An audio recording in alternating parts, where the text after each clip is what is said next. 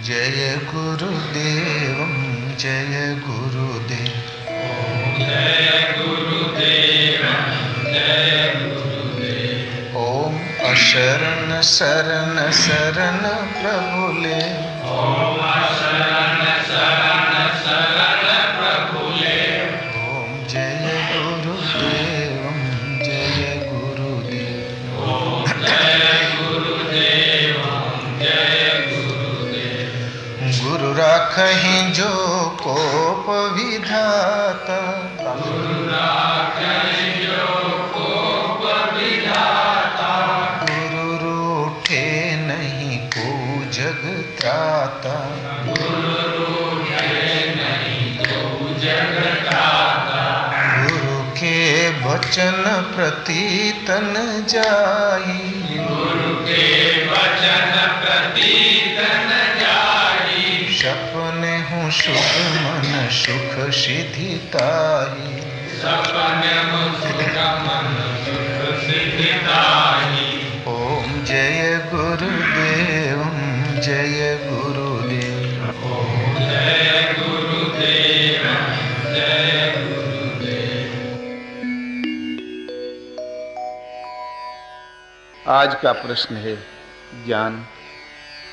तुलसीदास कहते हैं कि जोग कुजोग ज्ञान अज्ञान जहां न राम प्रेम पर धनु।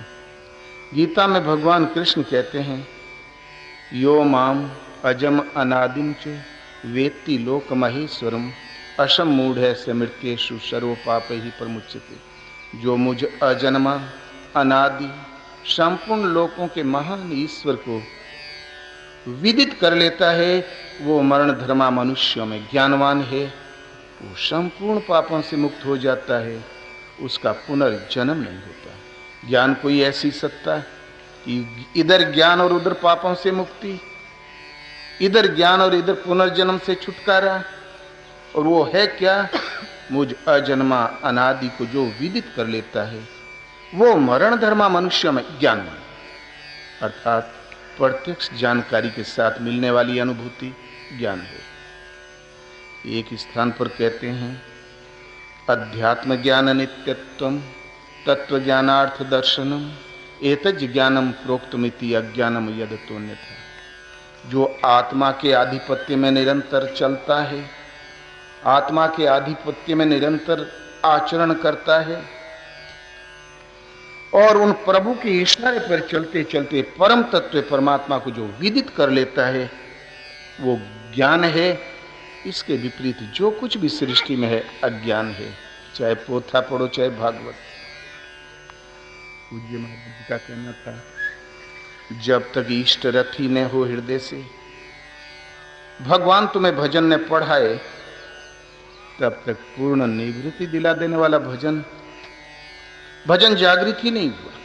भजन ही एक ऐसी वस्तु है जो कहने में नहीं आती, लिखने में नहीं आती, किसी अनुभवी सदगुरु के द्वारा किसी श्रद्धालु के हृदय में वो जागृत हो जाया करती है।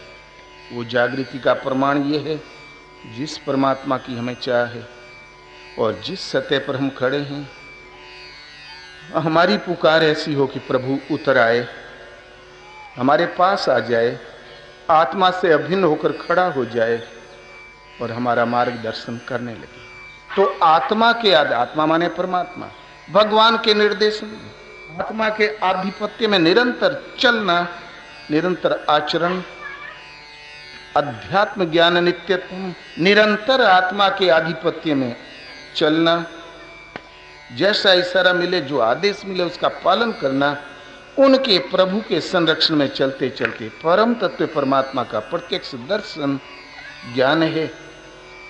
और जो कुछ भी है सृष्टि में अज्ञान है। अर्थात ज्ञान की निम्नतम सीमा जब ईष्ट देव हृदय से तुम्हें मार्गदर्शन करने लगे, उनके आदेश का पालन, अधिकतम सीमा वो प्रभु जहां से रिले कर रहा था उस मूल का स्पर्श और स्थिति। इसलिए ज्ञान एक प्रत्यक्ष दर्शन है। सृष्टि में ज्ञान अज्ञान की अनंत सीमाएं हैं। वो एक जीवन यापन के तौर तरीके, जीवों के एक सोचते संस्कृति का जीवन यापन। कबीर इसी आशय पर एक भजन कहता है, ऐसा ज्ञान न देखा रे अवधू, ऐसा ज्ञान ना देखा। कैसा? पहले मोरी माई मर गई, पीछे जन्म हमारा, बाबा चले हैं ब्याह करन को, हमहु चली बरियार अवधू, ऐसा ज्ञान न देखा। क्या आप अकेले जन्मे? कहते नहीं, 4 और 5 भाई हम एक संग जन्मे, 4 के मरते देखा, 5-25 भौजैया मर गई, हम ही लगावत लेखा रे अवधू, ऐसा ज्ञान न देखा। एक च्यूटी के मृत्यु भये ते, 9 लख गीध यघाही, कुछ खाइले कुछ भुइया गिरौले, कुछ छकड़न ले जाय अवधू, ऐसा ज्ञान न देखा। एक सूक्ष्म च्यूटी मर गई, 9 लाख गीध खाए भी, पीछे फेंका, कुछ घरेऊ ले गए, बंबई तक उठा ले गए छकड़ों में भर के।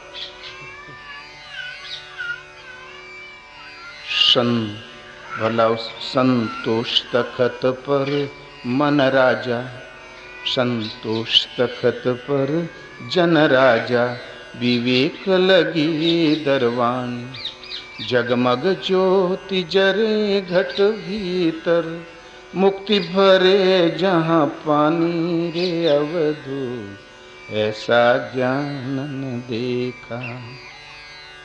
शून्य आइल शून्य गईले, सुन भई परवेसी, कहे तू कबीर सुनो भाई साधु, कमी रही ना बेसी रे अवधू, ऐसा ज्ञान न देखा, ऐसा ज्ञान न देखा रे बाबा, ऐसा ज्ञान न देखा। संसार में आए दिन तख्ता पलट, जन्म, शादी विवाह का वो नजारा, और कुछ बुजुर्गों की अर्थी भी। लाइन लगी, तमाम उखड़ते उत्थान और पतन, रात दिन मनुष्य सबसे अवगत है। लेकिन कबीर ज्ञान की परिभाषा देता हुआ कहता है कि ज्ञान की शुरुआत कहां से? तो अवधू ऐसा ज्ञान न देखा। अवधू माने संत होता है, वधू माने माया, जिस पर इस माया का प्रभाव न हो, अवध्य स्थिति का प्रवेश जिसे उपलब्ध हो, तो अवधू ऐसा ज्ञान न देखा। वो आंखों से देखने की वस्तु नहीं, बुद्धि से जांचने की वस्तु नहीं, अर्थात अचिंत्य है, अगोचर है, ऐसा ज्ञान न देखा। कैसा? तो पहले मोरी माई मर गई, पीछे जन्म हमारा। माताओं से जन्म तो सबका है, यावन मातर जगत, चाहे राम जन्मे हो चाहे कृष्ण। लेकिन कबीर का कहना है पहले मोरी माई मर गई। भगवान कृष्ण गीता में कहते हैं, अर्जुन, त्रिगुणमयी प्रकृति ही गर्भ को धारण करने वाली माता है, और मैं ही परम चेतन बीज रूप से पिता हूं, और माता और पिता तो निमित्त मात्र है। प्रकृति ही माता है। माताओं से शरीर का जन्म तो है, लेकिन अनंत योनियों का भ्रमण। इसके विपरीत एक जन्म ऐसा भी है जिसके पीछे मृत्यु नहीं। आदि शंकराचार्य से शिष्यों ने पूछा, भगवान जन्म कौन सा सराहनीय है? तो बोले, प्रभु, बोले देखो, वही जन्म सराहनीय जिसकी पुनः मृत्यु नहीं, और वही मृत्यु सराहनीय जिसका जन्म नहीं हो। वो है आत्मदर्शन और स्थिति, दृष्टा की स्वरूप में स्थिति। एक शरीर तो ये हमारे पास कलेवर है। भगवान कृष्ण ने इसको वस्त्र की संज्ञा दी है कि वाशांसी जीर्णानि यथा विहाय नवानि गृह्णाति नरोपराणि तथा शरीराणि जीर्णानि अन्यानि संयाति नवानि देही। पुराने वस्त्र को त्याग कर मनुष्य जैसे नया धारण कर लेता है, ऐसे ही भूतादिकों का स्वामी ये आत्मा जिस शरीर रूपी वस्त्र को त्यागती है, त्याग कर नवीन वस्त्र धारण कर लेता है। मान लो आप पर हमला हुआ, आपका ये शर्ट पैंट सब कोई छिपा के रख दे, तो क्या प्राण बचे? ये तो वस्त्र बदल नहीं है, सर्प के कैंचुल की तरह। ये जन्म वस्त्रों का है जो आज उपलब्ध है। आपके हृदय में छिपा हुआ आपका सहज स्वरूप है, उस स्वरूप की वही आपका रूप है। उसकी प्राप्ति तब है जब पहले माया मर जाए। तो पहले मोरी माई मर गई। जहां माया रंच मात्र विशेष है, तब तक स्वरूप और आपके बीच में एक पर्दा पड़ा हुआ है। माया का अंतिम अस्तित्व भी जीव शांत हुआ, तत्सन ये आत्मा अपने ही सहज स्वरूप को प्राप्त कर लेती है, और माया के रहते हुए कदापि नहीं। तो पहले मोरी माई मर गई, मरते ही पीछे जन्म हमारा वही जन्म जिसके पीछे मृत्यु नहीं, अर्थात स्थानम प्रापसी शाश्वतम। अर्जुन तत्पश्चादात परम शांति, तुम परम शांति प्राप्त कर लोगे, उस घर को पा जाओगे जो शाश्वत है। तुम्हारा घर रहेगा और तुम्हारा जीवन, अर्थात वो आत्मभाव को प्राप्त हो जाता है। पीछे जन्म हमारा और बाबा चले, भला ये स्थिति मिली कैसे? माया पिंड छोड़े कैसे? उसका उपाय बताते हैं कि बाबा चले हैं ब्याह करन को। बाबा माने एक तो जो बुजुर्ग परिवार में वो बाबा कहलाते हैं, किंतु आज घर छोड़ा हो, कोई संत हो गया हो, तो वो भी बाबा जी कहलाते हैं। क्यों? वो पुराण पुरुष परमात्मा की ओर अग्रसर है। तो बाबा माने वयोवृद्ध सदगुरु, उस परमात्मा से संबंध जोड़ने की कुंजी है सदगुरु। तो बाबा चले हैं ब्याह करन को, उस परमात्मा से सीधा संबंध, ब्याह माने संबंध होता है, वो संबंध जोड़ने चले। आरंभ में साधक बड़ा गड़ियार होता है, कहो इधर तो भागता है उधर। नए बछड़े को जब हर में जोता जाता है, कभी अपना पांव तोड़ लेता, कभी मालिक को दौलती झाड़ देता, कभी जुआई तोड़ देता, होता है ना। नव सीखिया ड्राइवर को आप स्टीयरिंग पकड़ा दो, ट्रैक्टर 5 मिनट ध्यान न दो तो खड्डे में गिरा देगा, अपने भी गिर जाएगा। आरंभिक साधना के प्रवेश काल में साधक ढकेले ढकेले चलता है। हमहु चली बरी यार अवधू, ऐसा ज्ञान न देखा।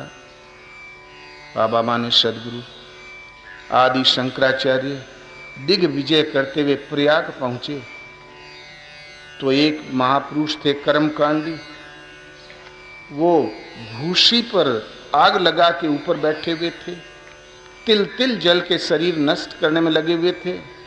शंकराचार्य ने कहा, ऐसे चमड़ी जलाने से मोक्ष कैसे मिलेगा, आओ शास्त्रार्थ करो। तो बोले, भाई मेरा शिष्य मंडन मिश्र है, मेरे समान है, तुम उससे शास्त्रार्थ करो। अब तो मैं व्रत ले चुका। मंडन मिश्र के पास पहुंचे तो वो बिगड़ खड़े हुए।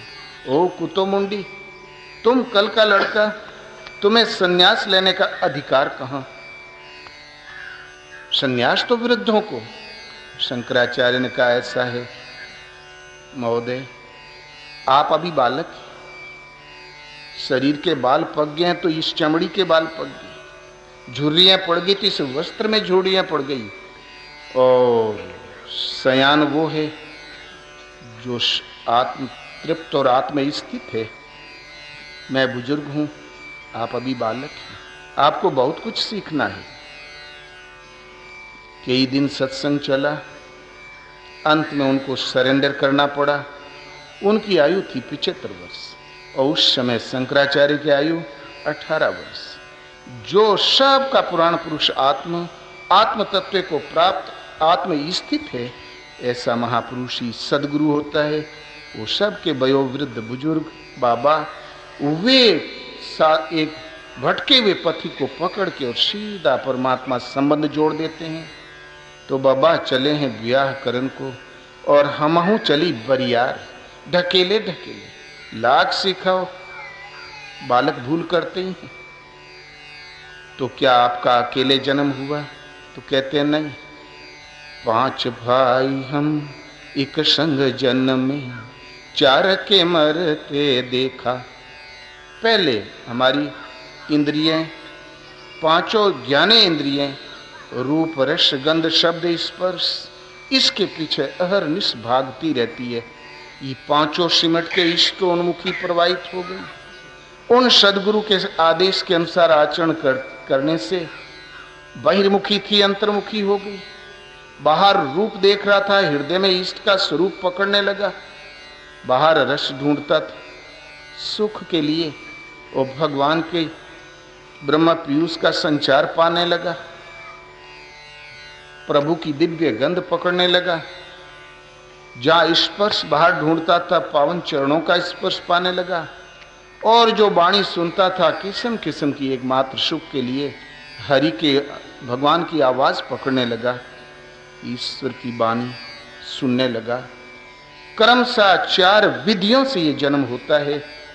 जो बहिर्मुखी है, इंद्रियों की दृष्टि सिमट के इष्टोन्मुखी प्रवाहित हो गई। तो 5 भाई हम एक संग जन्मे, आंखें बाहर देखती हो और कान भीतर सुनते हो असंभव। सभी इंद्रियां सिमट के एक साथ लगेगी प्रभु के चरणों में, सुमिरन में। 5 भाई हम एक संग जन्मे, 4 के मरते देखा। अंत में ही 4 शांत हो जाते हैं। रूप देखने वाला, रस गंध और स्पर्श शब्दे ब्रह्म है, मात्र शब्द रह जाता है। जहां से परमात्मा वो निर्देशन देता है, वो मूल मात्र रह जाता है। और इसके साथ ही 5-25 भौजैया मर गई, हम ही लगावत लेखा, रे अवधू ऐसा ज्ञान ना देखा। 5 तत्व क्षिति जल पावक गगन समीर, जो इस शरीर का निर्माता है, और 25 प्रकृति, वो है 5 का 5 में संचारित होना। पृथ्वी में भी आकाश है, अग्नि है, वायु है, लेकिन बहुतायत पृथ्वी की। ऐसे ही आकाश में भी अग्नि, वायु, पृथ्वी तत्व सब विद्यमान, लेकिन मूल आकाश है, पहले आकाश की है। तो 5 में 5 का संचार होने से हलन चलन क्रिया आरंभ हो जाती है। यह है 25 प्रकृति, 5 तत्व और 25 प्रकृति।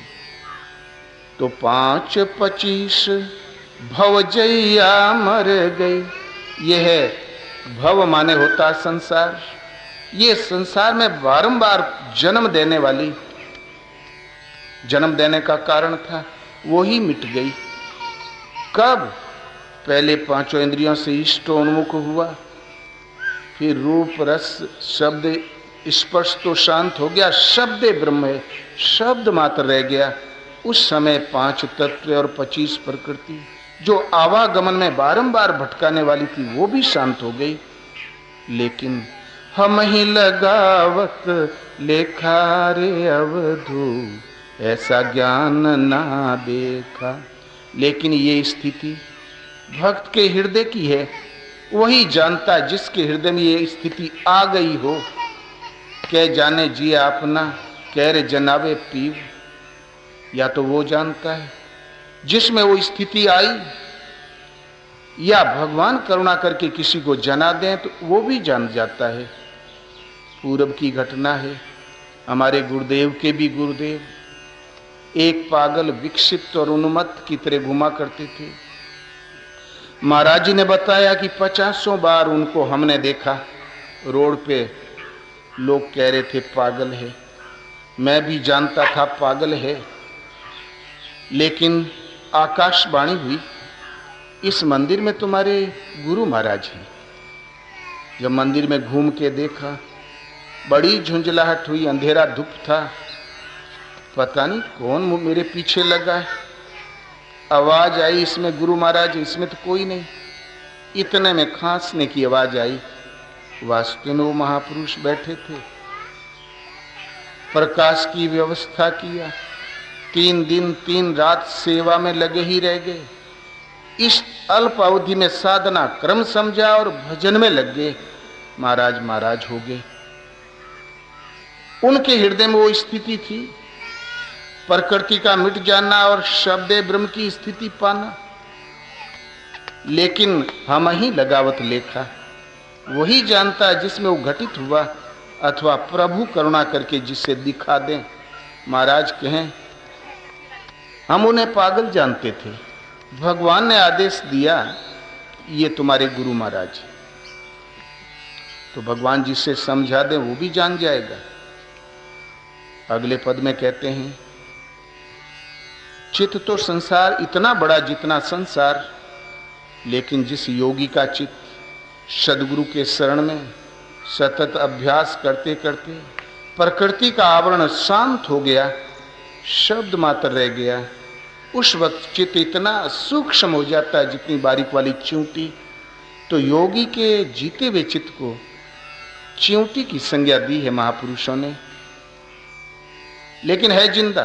तो एक चींटी के मुंह तले एक चींटी के मृत्यु भये ते नवलख गीध अघाई।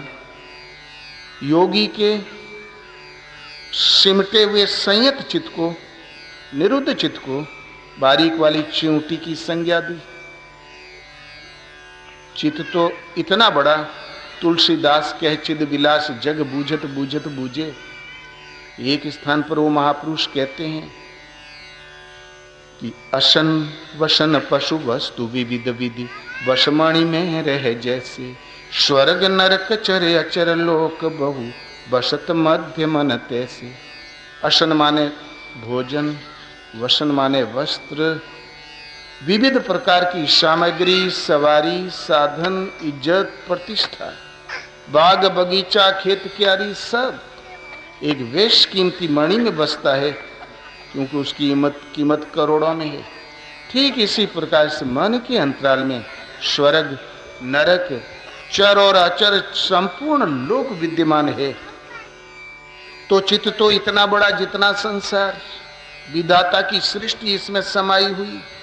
जब जिसका नंबर आता है पिंड रूप में फेंकता रहता है, किंतु जब शब्द मात्र रह जाता है, साधन इतना सूक्ष्म हुआ, उस वक्त चित्त निरुद्ध है। योगी के संयत चित्त को बारीक वाली चींटी की संज्ञा दी, लेकिन चित्त जिंदा है। निरुद्ध चित्त भी जब शांत हो जाए, समाहित हो जाए, यह है उसका मरना। तो एक चींटी के मुंह तले मृत्यु भये ते, ऐसे स्थिर चित्त योगी का चित्त भी जब मर जाए, मन मरा माया मरी, हंसा बेपरवाह जाका कछु न चाहिए, सोई सहनसाह। जहां मन मरा तो माया मर गई। क्यों? माया जिस पर अंकित होती थी वो धरातल था मन, वही मिट गया तो माया कहाँ असर करे, माया टिके कहाँ। मन मरा तो माया मरी। हंसा बेपरवाह, उस टाइम संत हंस गुण गहे पे। जो भक्त है, साधक, निश्चिंत हो जाता है, जिसको कछु न चाहिए सोई सहनसा। यदि भगवान अलग है तो चाह अवश्य होगी, अर्थात वो भी भिन्न नहीं रहा। तो दुख हरे सुख को दिए, मन का कर दे अंत। कह कबीर कब मिली हैं ऐसे, परम स्नेही संत। ये योग्यता मन मिटाने वाली अपने बस की नहीं, ये भी सदगुरु की देन ही होती है। तो दुख को तो हर ले, बदले में सुख प्रदान कर दे, और मन का निरोध न करे, मन का कर दे अंत, मन को मिटा ही दे, मन को मार डाले। कह कबीर कब मिली हैं ऐसे, परम स्नेही संत। वही संत परम स्नेही है जो स्वयं मन को मिटा चुके हों और आपके मन को भी पकड़ के आस्ते स्नेह उत्थान करके मिटा सकते हों। तो ऐसा निरोध चित्त है तो फिर पनप जाएगा, अंत में ये चित्त ही समाहित हो जाए। तो ये निरोध चित्त भी जहां मृत प्राय हुआ, मर गया, परमात्मा के स्वरूप में जब समाहित हो गया, तो 9 लख गीत अघाई। 9 इंद्रियां हैं, 9 द्वारे पूरे देही, इनको विषयोन्मुख प्रवाहित होने की लाखों प्रवृत्तियां हैं, तरंग पर तरंग लगी है। ये किसी भी योनि में तृप्त आज तक नहीं हुई। ये जीव तब तृप्त होता है जिसके ये संतान है उस अपने ही उद्गम परमात्मा का दर्शन, स्पर्श और स्थिति पाके। इससे पूर्व कौन न सो जो निजन में हूँ जहाँ नाही, मैं खगेश भ्रमि भ्रमि जग माही, देखें सब करी कर्म गुसाई, सुखी न भयऊँ अब ही की नाही। कौन ऐसी जोनी कागभूषुंड कहते हैं जहाँ बार बार सुख के लिए जन्मा, बहुत कोशिश किया लेकिन कभी पेट भरा नहीं। इंद्रियां सदैव अतृप्त रही, मन सदैव भूखा रहा, लेकिन ये निरुद्ध चित्त भी जहाँ शांत समाहित हो गया तो ब्रह्म ईश्वर का ही प्रवाह आ गया चारों तरफ, सदा के लिए तृप्त। तो 9 लख गीध अघाई, इंद्रियों की लाखों प्रवृत्तियां सदा के लिए तृप्त। कुछ खाई ले माने वर्तमान, कुछ भुइया गिरौले, कुछ छकड़न ले जाए अवधू, ऐसा ज्ञान ना देखा। कुछ खाई ले माने वर्तमान, भुइया गिरावले माने भूतकाल में भी तृप्त, छकड़न भर ले जाए अर्थात भविष्य, भूत भविष्य वर्तमान तीनों कालों में तृप्त। वो पूर्णमदः पूर्णमिदं पूर्णात् पूर्णमिदुच्यते, पूर्णस्य पूर्णमादाय पूर्णमेव वशिष्यते। वो वर्तमान में पूर्ण, भूत भविष्य वर्तमान तीनों कालों में पूर्ण, और पूर्ण में से पूरा का पूरा किसी को दान दे देने पर भी शेष पूर्ण, वो घटता बढ़ता नहीं। इसी आशय को प्रकट करते हैं जब निरोध चित्त भी जहां समाहित हुआ, इंद्रियों की लाखों प्रवृत्तियां हैं, वो सदा के लिए कभी तृप्त नहीं हुई, किसी योनि में नहीं हुई। बहुत अट्टालिकाएं उठाए, चक्रवर्ती कहलाए, पेट नहीं भरा मन का, लेकिन सदा के लिए तृप्त, क्योंकि चित्त के मिटते ही माया का आवरण मिट गया, प्रकृति पुरुषोत्तम परिवर्तित हो गई, ईशा वाशम इदम सर्वम की स्थिति आ गई। तो सदा के लिए भूत भविष्य वर्तमान तीनों कालों में तृप्त। ऐसे महापुरुष की रहनी कैसी होती है, इस पर कहते हैं संतोष तखत पर मन जन राजा, विवेक लगी दरवान। एक तो संतोष होता है कि घी गिर गया, बोले बेटा संतोष कर, सूखी खा ले, ये कोई संतोष है। बोले इस साल तो फसल अच्छी थी लेकिन पत्थर पड़ गए, बोले भैया संतोष करो। खड़ियान में आग लग गई, बोले भैया संतोष करो, देव आगे दे ही ना, ये कोई संतोष नहीं। परिस्थिति से समझौता करना संतोष नहीं। संतोष का अर्थ होता है पूर्ण तृप्त। 8 जथा लाभ संतोषा, भक्ति का 9 अंग 8वीं सीढ़ी पकड़ने पर लाभ मिलने लगा। जिसे खोजता था वह प्रभु का वस्तु मिलने लगी और संतोष आने लगा। संतोष का अर्थ है कि उसे पूर्ण तृप्ति मिल जाए। जहां निरोध चित्त भी जा मिटा, ता वो जो सम है जिसमें विषमता नहीं, उसे तोष माने पूर्ण तृप्त। जहां तृप्ति आई, आज तक जो सेवक था, जन था, अब स्वामी हो गया। संतोष तखत पर जन राजा। कल तक जो जन था, आज वो राजा महाराजा स्वामी हो गया। कारण कि जानत तुम ही होई जाए। भगवान तुम्हें जानकर तो तुम ही हो जाता है। सेवक खो जाता है, स्वामी ही शेष बच रहता है। तो संतोष, जहां संतोष समत्व से तोष माने तृप्ति हुई, चित्त निरोध और निरोध चित्त के मिटने के साथ, तो जो जन था वो स्वामी परमात्मा स्वरूप में स्थित। एक शब्द सम शब्द ताकर जाने भेऊ, और नानक ताका सर नवे सोई निरंजन देव। वो निरंजन देव की स्थिति में वाला हो गया। विवेक लगी दरवानी। ऐसे महापुरुष को यहाँ वो नशा वाले नहीं पहुंचते, जुआ वाले नहीं, कोई नहीं पहुंचता। विवेकियों का दरबार लगा रहता है। सत्य क्या है, झूठ क्या है, इसकी पहचान, और फिर सत्य पे आरूढ़ रहने की क्षमता का नाम विवेक है। तो विवेक लगी दरवानी, उनके यहाँ विवेकियों का दरबार लगा रहता है। जगमग ज्योति जले घट भीतर, मुक्ति भरे जहां पानी रे अवधू, ऐसा ज्ञान ना देखा। परमात्मा ज्योतिर्मय है। न तद्भाष्यते सूर्यो न शशांको न पावकः, यद गत्वान निवर्तन्ते तद्धाम परमम में। प्रभु को न सूर्य प्रकाशित करता है, न चंद्रमा, न अग्नि ही।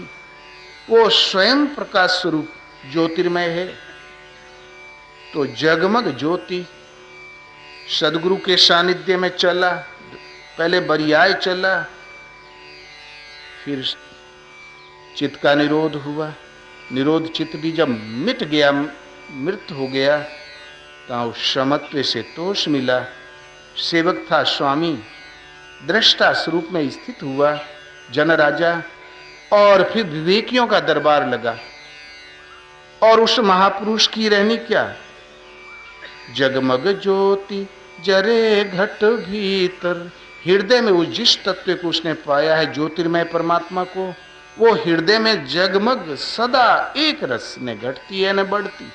वहां ईंधन नहीं लगता, सदा बेलाइन की बत्ती जलती। मुक्ति भरे जहां पानी रे बाबा, ऐसा ज्ञान ना देखा। और उस ज्योति के सहारे मुक्ति भरे जहां पानी, मोक्ष महापुरुष देता क्या, उस ज्योति के सकाश से। उसके मुक्ति का काम है।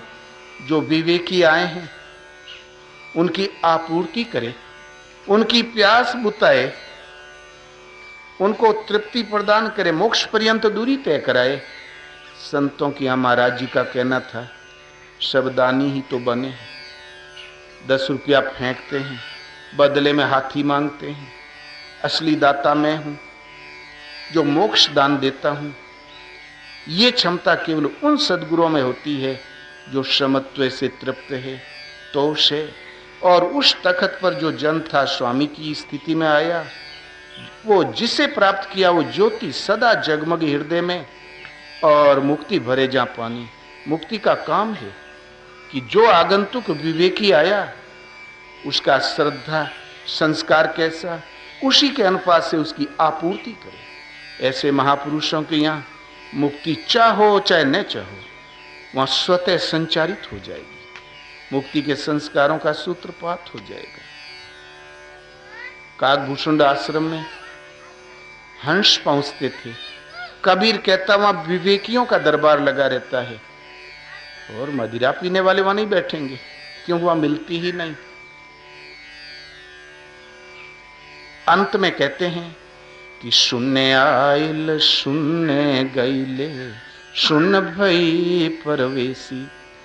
ये आत्मा परमात्मा कण कण में व्याप्त।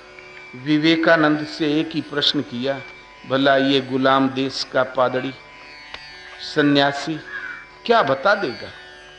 इससे कौन सा प्रश्न करें? तो वहां के व्यवस्थापकों ने सोचा कि इससे प्रश्न ही मत करो, तो उन्होंने साइन बोर्ड पर 0 लगा दिया। प्रश्न के आगे 0। विवेकानंद बहुत खुश हुए। पहले तो घबराए, आंख बंद करके गुरु महाराज का ध्यान किया, तो रामकृष्ण परमहंस ने वह स्टेज पर ही दर्शन दिया और कहा, तू क्यों घबराता, तू अपन बात कहे, बोलूंगा तो मैं ना। निर्द्वंद होके बोलना शुरू किया तो 0 इज गॉड। जब तक चित्त तो इतना बड़ा जितना संसार, योग साधना के द्वारा संयत होके शून्य अचल स्थिर ठहर जाए, संकल्प रहित शून्याकार अवस्था में आ गया, वहीं पर भगवान है। उस परमात्मा की अंश है, इसलिए शून्य से आया और उस परमात्मा को उद्देश्य बनाकर ये योग भजन साधना भक्ति मार्ग तय होता है। क्यों और किसी को भजा भी तो नहीं जा सकता। तो शून्य आइल शून्य गईले, उसी से तो अलग हुआ ईश्वर अंश जीव अविनाशी। वो शांत है, सम है, हलन चलन रहित, उससे तो इसकी उत्पत्ति और उसी को उद्देश्य बनाकर वहां तक का रास्ता तय किया। और शून्य भई परवेशी, और जब चित्त सब ओर से सिमट कर शांत सम ठहर जाए, जहां जिस क्षण शून्य की अवस्था आई, लो भर के लिए सूरत लग गई उनके चरणों में, तत्सम वो भगवान अपनी अनुभूति प्रदान कर देते हैं। आप में दृष्टि बन के संचारित हो जाएंगे, सामने स्वयं। नहीं मानोगे तो मना लेंगे, नहीं समझोगे तो समझा लेंगे। तो शून्य भई परवेशी, फिर वो भगवान है कैसा? प्रकृति की तरह घाट बाढ़ नहीं। कहे तो कबीर सुनो भाई संतों, कमी रही ना बेसी रे अवधू, ऐसा ज्ञान ना देखा। कबीर कहता, जहाँ शून्य में प्रवेश मिल गया, स्थिति मिल गई, तो न कभी कमी आना है न अधिक होना है। वहाँ घाट बाढ़ नहीं, सहज है, स्वयं सिद्ध है, विधि ने बनाए हरि आप बन जाए, वही स्थिति मिल जाती है। हर हालत में उस ज्ञान को प्राप्त करने के लिए किसी तत्वदर्शी महापुरुष की शरण जाओ। जहाँ श्रद्धा से डोरी लगी, घर बैठे बैठे जाओ, वहाँ शरीर को ले जाने की जरूरत नहीं। 1-2 बार देख लिया काफी। शरीर कहीं रहे, मन से आओ जाओ, सुबह शाम उनके उपदेश के अनुसार अभ्यास करो, उनका भी स्वरूप देख लिया करो 2-4 मिनट। जिस दिन श्रद्धा से डोरी लगी, 1 मिनट भी स्वरूप हृदय में रोकते बना, तो जिसका नाम अनुभव है, जिसका नाम है कि आत्मा रथी हो जाती है, भगवान रथी हो जाते हैं, वो सब जागृत हो जाएगा। भजन जागृत हो जाएगा। भजन जागृति का और कोई उपाय है नहीं। भक्ति ताति अनुपम सुख मूला। लक्ष्मण ने पूछा, प्रभु सुख का स्रोत क्या? बोले, संपूर्ण सुख की मूल तो केवल भक्ति है। तो मिले ही जो संत हो ही अनुकूला। सीधा तो मैं भी नहीं दे सकता, मिलेगी तभी जब संत अनुकूल हो। इसलिए कैसे भी टूटे फूटे संत आए, 2 रोटी से नहीं चूकना चाहिए। कभी कभी संत बेस में काल केतु काल नेमियों पहुंच जाया करते हैं, तो क्या होगा, एक कंबल चुरा लेगा। हमने तो संत की सेवा की, इसलिए नहीं चूकना चाहिए। और तो मति की रति गति भूति भलाई, जब जई जतन जहाँ जई पाई, सो जानब सत्संग प्रभाव, लोकं वेदने आन उपाओ। राधिका वो रुक्मणी को अहंकार हो गया, हमारे बराबर भक्त भला कौन है। इस कमजोरी का पता चल गया नारद जी को। पहुंच गए, बोले, रुक्मणी जी आप चाहे कितना नाज करो, लेकिन भगवान के हृदय में जो स्थान गोपियों का है, आप उसमें 0 पॉइंट पर हैं। बोले, अरे नहीं नारद जी, मैं मूर्धा अभिषेक नरेश, भीष्म की कन्या, तपस्या ही न होती तो भगवान जाके मेरा वर्ण करके क्यों लाते। बोले, रुक्मणी जी कुछ भी कहो, किंतु सभा सोसाइटी में, इष्ट मित्रों में भगवान के मुंह से जब निकलता है तो गोपियां, राधिका गोपियां, राधिका गोपियां। बस आप लोगों का नाम हमने कभी सुना नहीं। प्रभु के हृदय में जो स्थान गोपियों का है, आप 10% भी नहीं है। इतना कहना था तो बस तहस में आ गई। जेवर इधर फेंका, दुपट्टा इधर फेंका, बाल छितराया और चली कोप भवन की ओर। आज किसी को नाराजगी प्रकट करना हम लोगों के घरों में तो यहीं खड़े होके भैं भैं रोना शुरू कर दिया। लेकिन राजा महाराजाओं की यहाँ रुलाई शुरू कर दिया तो राजकाज चौपट हो जाएगा। यदि तुम्हें नाराजगी प्रकट करनी तो जाओ वो कोप भवन, वो आम के नीचे। चली कोप भवन की ओर। भगवान कृष्ण की निगाह पड़ी तो बोले, अरे अजीब नजारा है, कहीं नारद से तो भेंट नहीं हो गई? बोले, हाँ भगवान, नारद जी आज रुक्मणी के महल में ही अतिथि थे। तो बोले, फिर जल्दी करो, लाओ रजाई 2-4। गुप्ता जी जैसे सेठ दौड़ पड़े, रजाई आ गई, ओढ़ के फिर लगे भगवान कांपने, दुग दुग दुग दुग कांपे, वैद्य डॉक्टर फैल। तब रुक्मणी ने सोचा, ये कोप भवन में गुस्सा जता कि जिन्हें हमें प्रसन्न करना था वो तो खुद ही अब तब लगा है, पहले वो ठीक हो जाएं तब कोप भवन अटेंड करूंगी। वो भी चली आई और उधर नारद भी पहुंच गए। बोले, प्रभु हुआ क्या? बोले, अरे नारद, तुम बड़े मौके से आ गए, चलो भेंट घाट हो गया, अंतिम समय है नारद। बोले, आखिर हुआ क्या? बोले, मत पूछो मत नारद, ये है मस्तिष्क ज्वर, इसका भी इलाज आविष्कार हुआ ही नहीं। तो बोले, अरे प्रभु कोई तो इलाज? बोले, इलाज तो नहीं है नारद, लेकिन एक पुण्य कोई दान कर दे तो प्राण बच सकते हैं। बोले, वो कैसे होगा? बोले, मुझ में स्नेह रखने वाली कोई रानी अपनी पवित्र चरण धूली दे दे और मैं सिर पे रख लूं, उस पुण्य से प्राण बच सकते हैं, दवाई तो अब नहीं रही। तब नारद घूम पड़े, रुक्मणी, सत्यभामा, जामवंती, 8 पटरानियों की ओर। बोले, जल्दी चरण धुल दो। सब पीछे हट गई। बोले, अरे नारद, ये हमारे पूज्य हैं, इनकी चरण धूली हमारे सिर पर, हम अपनी क्षुद्र धूली भला इनके कपारे कैसे डालें? कल लोग क्या कहेंगे सिरवा वाले के? बोले, अब कपारे पे पांव धर के रहेंगे लगी, मर्यादा भी कुछ होती। नारद जी बोले, अरे आपकी मर्यादा जाना चाहता है, बेधव्य सहना पड़ेगा। बोले, नारद जी, भाग्य का लिखा तो भोगना ही पड़ता है। सब रुक्मणी भी पीछे हट गई। तब भगवान ने औरों तगड़ा मुंह बनाया, रुलाई वाला। बोले, अरे नारद, वृंदावन चल जाओ, शायद किसी को मुझ पर तरस आ जाए। नारद भागे वृंदावन, करील के कुंजों में, रुक्मणी के राधिका के संरक्षण में। सब गोपियां बैठी कृष्ण के वियोग में कीर्तन कर रही थी। नारद को देखा तो खड़ी हो गई, सादर चरणों में प्रणाम किया। बोले, देव ऋषि, आप तो भ्रमणशील हैं, कहीं कन्हैया को देखा? बोले, हाँ, मैं वहीं से आ रहा हूँ। कैसे कन्हैया? तो बोले, अभी तो ठीक है, जाने पर भेंट हो या न हो मैं कह नहीं सकता। बोले, आखिर हुआ क्या? बोले, सख्त बीमार, अब तब लगा है, जाने पर भेंट हो भी सकती है, नहीं भी हो सकती। बोले, अरे नारद जी, फालतू बातें न करें, ये बताओ हम लोगों लायक कोई सेवा तो नहीं है? बोले, चरण धूली मांगा है। तुरंत सब गोपियां पांव पीटने लगी रमण रेती में, कहीं बगैर चरण छुआ कोई कण न चला जाए, अन्यथा इन महापुरुष को मिट्टी ढोना पड़ेगा और हमें पाप लगेगा। और गर्द खोर करके चिनिया बोरा भरा सिर पे रखा। बोले, देखो, वो भगवान इस चरण धूली को अपने सिर पे रखेंगे तब ये दूर होगा उनकी बीमारी, उससे आपका परलोक भी नष्ट हो सकता है। तब राधिका बोली, अरे नारद जी, समय न नष्ट करें, प्रभु जिए, प्रभु खुश रहें, हम अनंत काल तक नरक में पड़ी रहे, हमें मंजूर है, तुम जल्दी जाओ।